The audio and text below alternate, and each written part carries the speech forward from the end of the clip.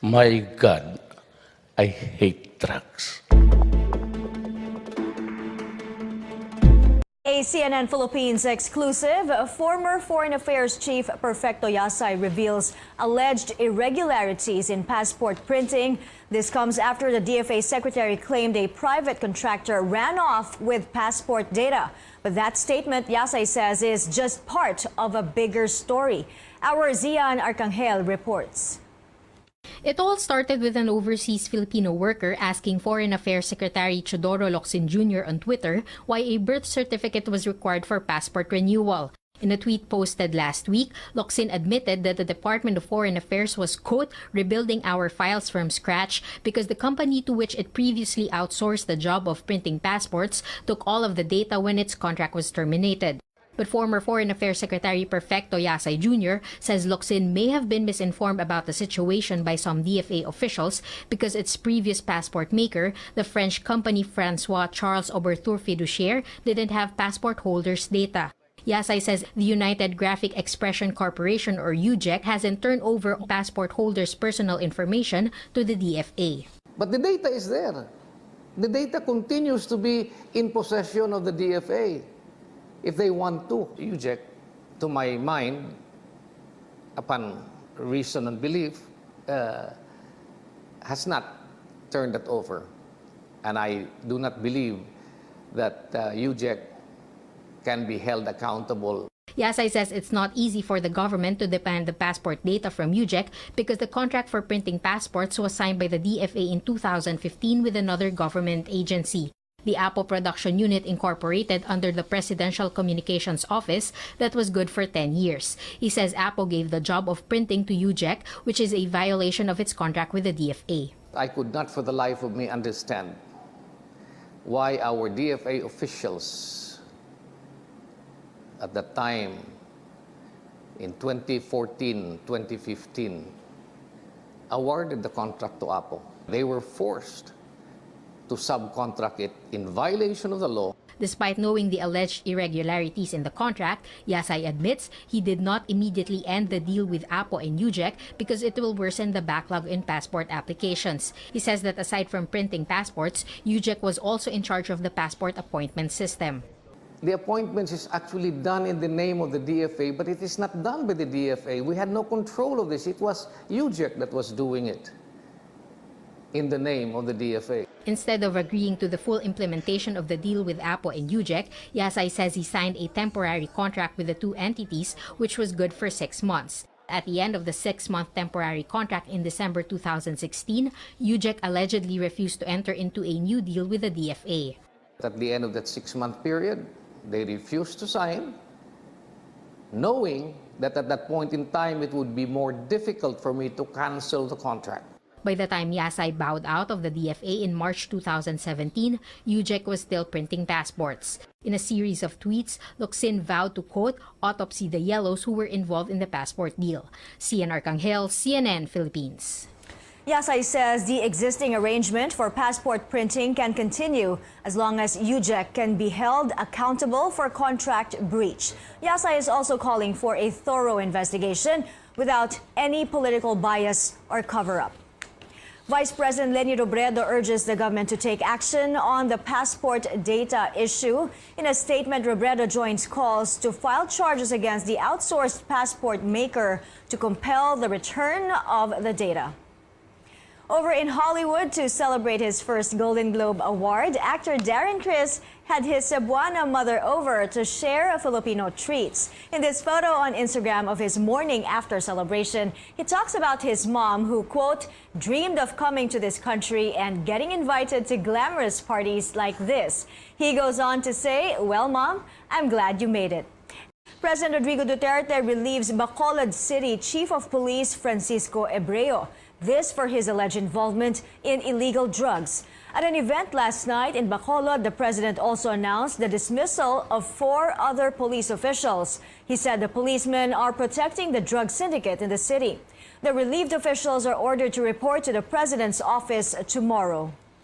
As part of the rehabilitation of Manila Bay, various government agencies continue their inspection. Yesterday, authorities discovered something's wrong with the wastewater coming from a large mall in the area. but conclusions can only be made after results come out tomorrow. Paulo Barcelon followed this story.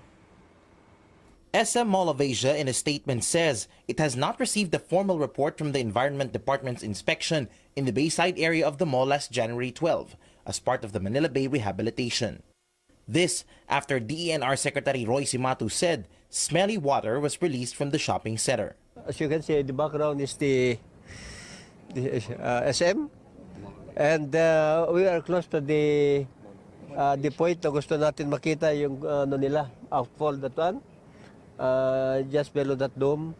Diyan lalabas yung supposed to be wastewater na nanggagaling dyan, meaning treated water na supposed to be. But nagpunta sila mga tao natin doon, medyo smelly. So there must be something wrong with the wastewater na lumalabas yan. We got some samples and the result will be released by Monday. Cimatu says they will meet first with management of the mall to find out the source of the smell and check the coliform content of the water. Authorities also inspected the Baseco compound area in Manila. Here, they found several houses lining up the shore and dumping waste straight into Manila Bay. Around 47,000 families live in Baseco compound. Trash traps are seen as a temporary solution, as well as a proposal to build either common septic tanks or a sewage treatment plant in the village to be installed by the area's water provider. But the DENR says relocation of some barangay Baseco residents would be a permanent solution to the waste problem. They are not supposed to be there, lalo na itong mga illegal, informal settlers nito. 50 dyan, 50 rin dito. They have to go. They have to be relocated. Cimatu and his team also checked the mouth of the Pasig River, one of 17 rivers that end in Manila Bay. He says they intend to tackle the environmental problems of each of the rivers one by one. We'll go to the established and find out if they have water treatment plant or yung lumalabas na yan is direct discharge na. Ito na ngayon mga mapapasaraduhan ng mga ito. The planned rehabilitation of Manila Bay comes in 3 stages: cleanup and improvement of water quality, rehabilitation, and protection and sustainment. Paulo Barcelon, CNN Philippines. At least 50 containers with 1,400 tons of garbage were shipped back to South Korea today. The illegal shipment arrived in the Mindanao International Container Terminal, or MICT, in Tagoloan, Misamis Oriental last July and October. The shipment contained hazardous waste materials such as intravenous lines, light bulbs, and old batteries. Over 5,000 tons of garbage remains in the MICT. Authorities say this will also be returned to Korea within the month. Meanwhile, environment group Eco Waste Coalition praised the move, calling it a triumph for environmental justice, morality, and rule of law. Welcome to the newsroom on CNN Philippines. In the news, authorities say the first day of the election period for the May polls was generally peaceful. Former Foreign Affairs Secretary Perfecto Yasay speaks up on the alleged anomalies in passport printing and calls for a thorough investigation without any political bias or cover-up. And the Philippine Basketball Association tips off its 44th season.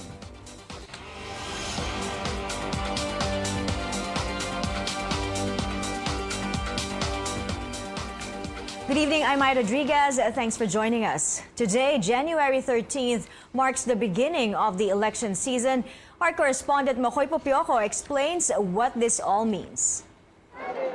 The poll season means a nationwide gun ban in full effect. Bearing or transporting firearms is not allowed until June 12th. The Philippine National Police also begin strictly enforcing checkpoints across the country. Hopefully, wag makipagmatigasan ng ating mga motorista. Kaya ang pinapakiusap natin sa kanila, pag nakita na nila yung checkpoint, buksan na nila yung light nila, yung ilaw nila sa loob, lalong-lalo na paggabi. Ibaba yung kanilang bintana para makita na kagad yung ating mga pulis, yung kung ano ang nasa loob. Talagang kapag nahuli ka, it will be a violation of election laws. Talagang iproprosecute ka ng mga kasamahan natin sa COMELEC as well as sa DOJ. Penalties for violators include imprisonment for 1 to 6 years. Candidates are also barred from using police personnel or bodyguards unless allowed by COMELEC. The Police Security and Protection Group, or PSPG, has recalled its personnel from over 100 incumbent politicians across the country. Over 300 deployed personnel nationwide have reported back to their respective stations on Sunday. Yung mga tinatawag natin na high-risk individuals, so they may be allowed to apply for another additional security. So, but they will have to apply it to the COMELEC. Mga incumbent government officials na di naman tatakbo, they may retain their security personnel, but they have to apply. PSPG has received over 50 applications for exemption from the removal of police detail from candidates, including those running in some areas identified as election hotspots. However, only candidates ascertained to have been facing high levels of threat will be given police escorts. The COMELEC has yet to release a list of the 18 cities and municipalities identified as areas of concern. While the president's bodyguards are not covered by this ban, Mr. Rodrigo Duterte is also not allowed to carry any firearm. However, it looks like the president is not letting go of his gun anytime soon. CNN Philippines learned COMELEC has approved the president's application for exemption from the gun ban. Makoy Popioko, CNN Philippines. So far, so good. Metro Manila Police Chief Guillermo Eleazar tells CNN Philippines the first day of checkpoint operations was generally peaceful. We haven't received any untoward incident. Wala rin tayong na-aresto na motorists or passengers carrying firearms or other deadly weapons. But meron tayong na-aresto na isang tricycle driver with some sachets of shabu in his wallet na nung nilabas na yung kanyang lisensya, nakita na yun. Aside from that, very peaceful. Big news in sports, the PBA tips off its 44th season, playing the first game, Barangay Ginebra and TNT Katropa. Earlier, the league's most outstanding players from the previous year were also honored. Our Pauline Versosa tells us more from the Philippine Arena. Hi, Pauline.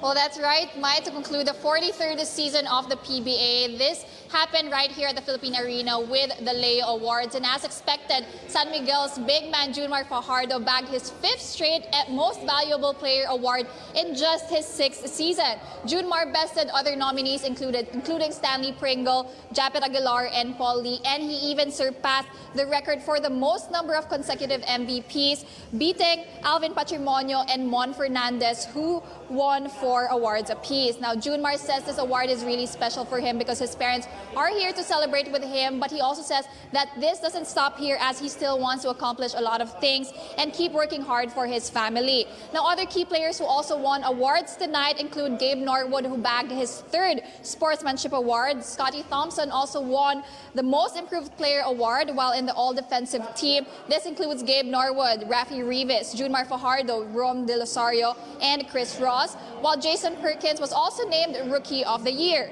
Now, in the second mythical team, this also includes Scotty Thompson, Mark Baroka, Arwin Santos, Poy Aram, and Matthew Wright. While for the first mythical team, this includes Stanley Pringle, Paul Lee, Junmar Fajardo, Japet Aguilar, and Marshall Lassiter. Now, right now, the opening ceremonies for the 44th season is happening. All 12 teams are outside parading with their muses, including big names such as 2015 Miss Universe Pia Wurtzbach, Kylie Versosa, and even megastar Sharon Cuneta. Then at 6:30 p.m., Barangay Ginebra San Miguel and TNT Katropa is set to clash to tip off the season-opening Philippine Cup. Mai?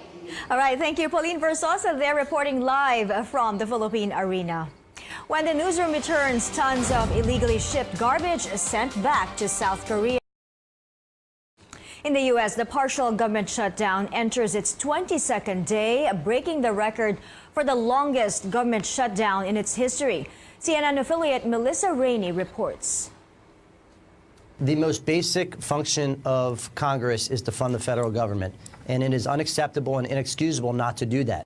The current government shutdown now has the dishonorable distinction of being the longest ever in U.S. history. The president and congressional Democrats remain at an impasse as Trump continues to demand more than $5 billion for a border wall, while Democrats refuse to agree to that request. Some GOP members voicing their concern about the shutdown's impact on national security. We are simultaneously defunding border security. The Border Patrol, CBP, and the Coast Guard, the three entities responsible for border security, all in the name of a border security argument. It makes no sense. We have to open the government up, then we need to have these discussions. An estimated 500,000 federal workers have been impacted by the shutdown, either by being furloughed or having to work without pay, like this pregnant TSA employee, who says she isn't sure how she will get by as the shutdown stretches on. That's our biggest fear, the unknown. So I don't know how long we are equipped for it, and being 6 months pregnant, I can't just go pick up a job. President Trump taking to Twitter Saturday morning, telling Democrats to come back from their, quote, vacations and get to work, saying he is in the White House and ready to sign. Congressional members who did work last weekend taking a break this weekend. They're expected to return on Monday. I'm Melissa Rainey, reporting.